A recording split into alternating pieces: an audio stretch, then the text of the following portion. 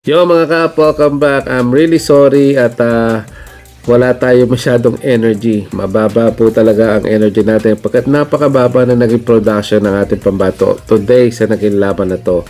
Yokohama versus Nagoya. Natalo na naman po ang Yokohama. 75-65 po ang final score.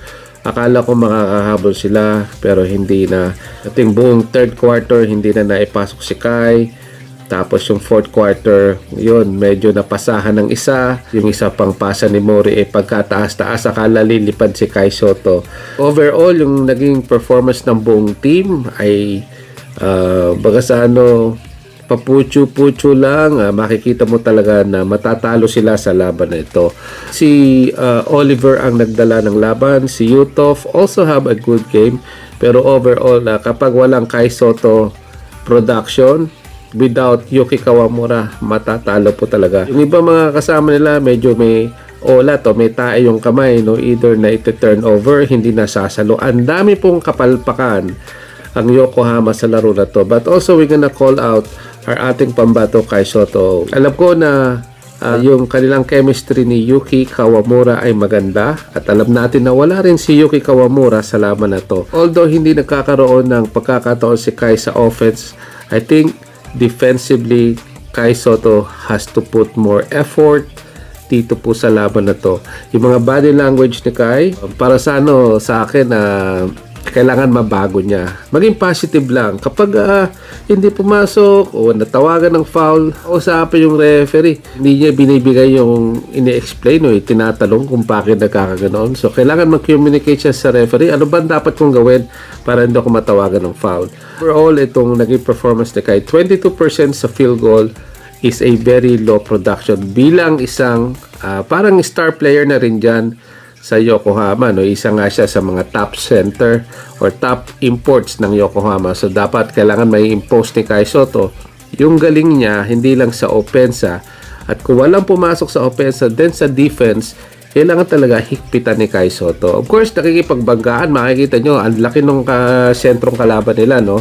Hindi ko lang matandaan yung pangalan, yung isang puti. Malakas yung katapat ni Kai dito. Sa transition, nakikita nyo yung transition nila, maraming turnover, no? Tapos makikita mo naman si Kai Sotto sa loob humihingi ng bola, hindi binibigyan. May mga time na pinapasa ni Kai Sotto, hindi nagko-connect sa players. Talagang olats, tapos naghalo-halo na yung mga kasama mo, parang hindi alam ang ginagawa. Parang ang gulo-gulo. Talagang ang gulo-gulo.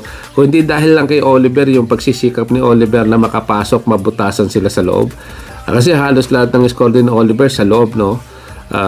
Hindi po nila mailalapit yung laban. So, Yuki Kawamura at saka Kai Sotto, yung kanilang chemistry, nakita natin yung importansya ng dalawang iyan.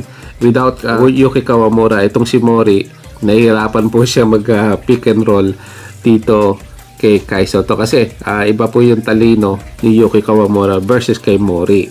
Kaya yung talagang nakita nyo yung contrast ng pag naglalaro si Yuki at wala si Yuki, dalawang laro na, si Kai Sotto ay medyo bumaba po yung kanyang production pagdating po sa opensa. So with Kai, just keep your chin up. Huwag masyadong malulungkot or maiinis.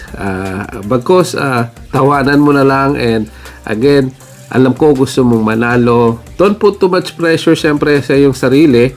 Kung sana makarating ito sa iyo, alam ko maraming nanonood and you wanna please everyone na mga fans mo. We are here for you no matter what happened. Wala kang score,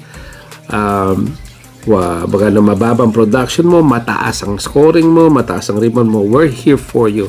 Huwag mo intindihin kung ano yung sasabihin ng iba na pupulaan ka o marami mga ilang nakikita nila sa iyo at hindi nila nakikita yung mga mabuting ginagawa mo. Huwag mo silang intindihin, no?